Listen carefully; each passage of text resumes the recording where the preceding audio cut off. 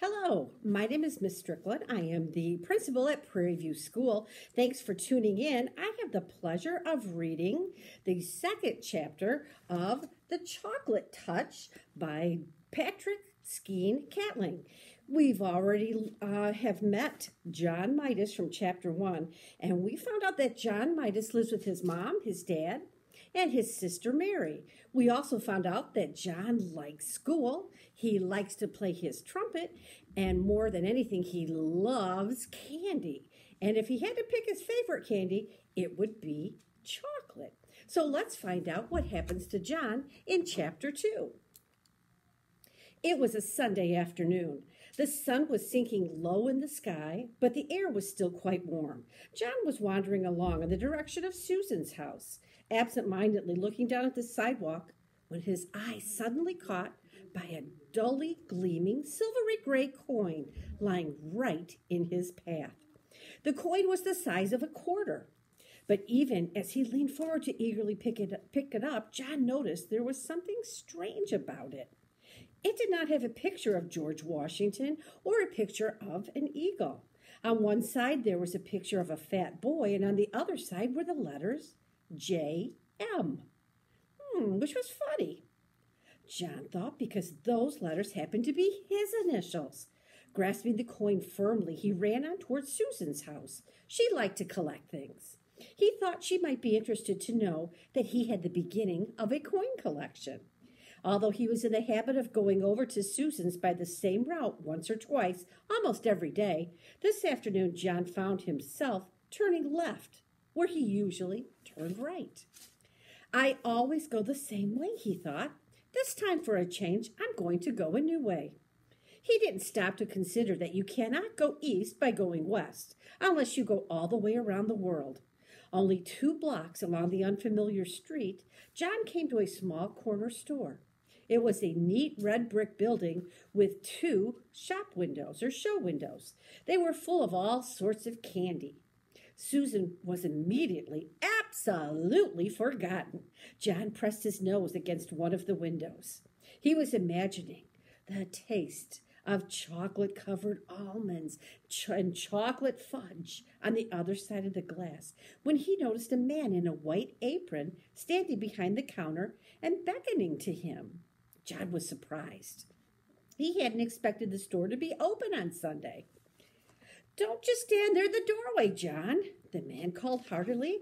"Come on in and get some fresh, sweet, creamy chocolate. There's a special sale today." How did the man know his name, John wondered. He couldn't remember ever having seen the store before. The storekeeper saw John hesitate. "The chocolate I use in my kitchen comes from the direct heart of Africa," he said. "I use none but the finest ingredients. And my recipes, well, I bet you've never had chocolates like mine before. Come on in." "Thank you," John replied, walking to the counter. "But you see, the trouble is, well—" "No money?" the storekeeper asked. "No money whatsoever? What have you got there in your right hand?" John had forgotten the old coin in his hand. "Oh," he said, "this is part of my coin collection. I mean," he added more honestly, "I'm going to save this coin and then get some more to make a collection." "Let me have a look at it," the storekeeper said. He looked briefly at the coin. "Aha!" he exclaimed. "Is it any good?" John asked, his hopes suddenly rising. "Very good," said the storekeeper. "In fact, it's the only kind of money that I accept. But I don't suppose that you want to spend it on a box."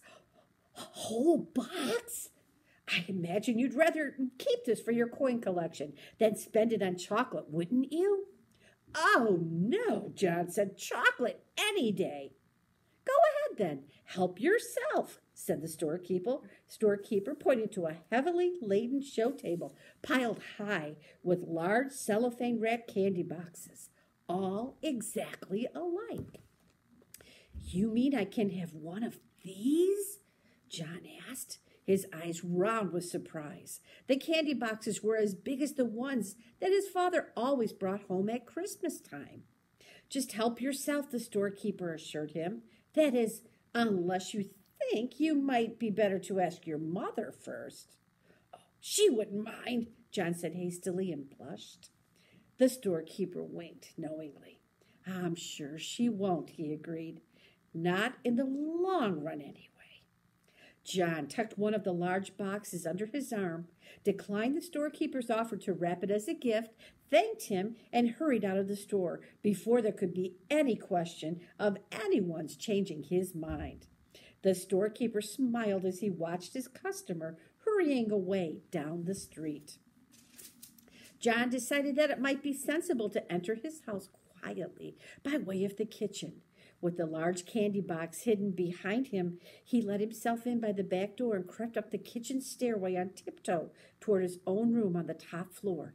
Just as he was about to round the corner on the second floor to continue his way upstairs, he had to stop for a moment while his father walked by, coming along the hall from the bedroom telephone. That was Mrs. Buttercup on the phone. Mr. Midas called to Mrs. Midas as he walked down the front stairs. She said she was sorry John hadn't been able to get over to play with Susan this afternoon.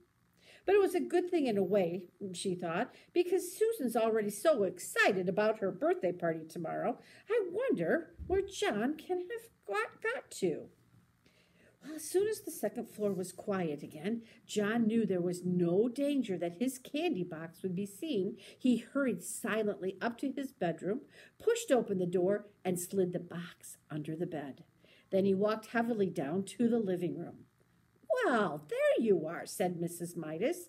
We couldn't imagine where you have been. What have you been doing? Oh, just sort of playing around, John said. John usually took a long time to put his things away and undress and bathe and get ready for bed, for he thought sleeping was just a waste of time, but this evening he started yawning long before his usual bedtime.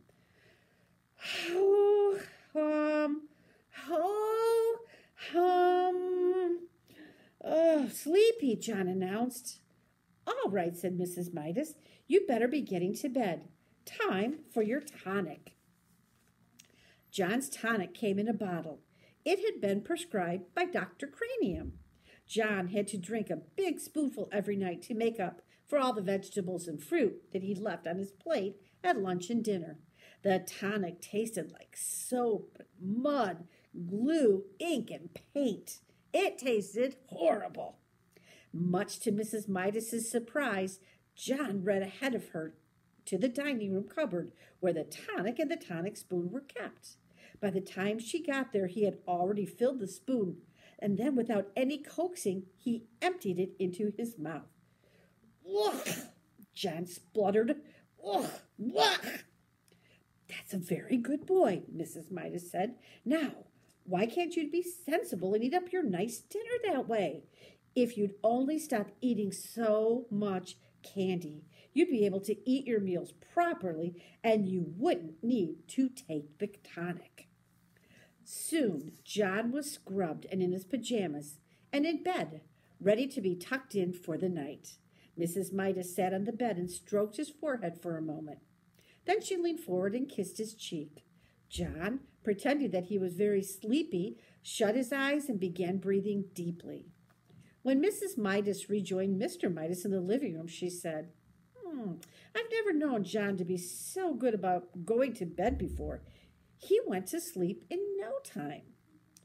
A few seconds after the bedroom door had closed behind his mother, John leaped to the floor, got down on his hands and knees, and felt under the bed for the candy box. He soon had it on the pillow and set to work unfastening it. First, he took off the thin outer sheet of cellophane. Then he lifted off the lid, and then he removed a sheet of cardboard. Then he pulled off a square of heavy tinfoil, and then he took out a layer of shredded paper. As the wrappings piled up around him, John became rather anxious. At last he came to a small central ball of cotton batting, and there, right in the middle, was a little golden ball. He picked at the ball with his fingernail and peeled away the gold paper, revealing a tiny piece of plain chocolate. It was the only piece of chocolate in the whole box. Deeply disappointed, John nevertheless put it in his mouth. He had never tasted a chocolate quite like it. It was the most chocolatey chocolate he had ever encountered. And that, boys and girls, ends chapter 2. So thank you for listening. Chapter 3, let's find out what happens to John Midas after eating that tiny bowl of chocolate. And so as I sign out, I think I will go try this chocolate and see what happens. Happy reading!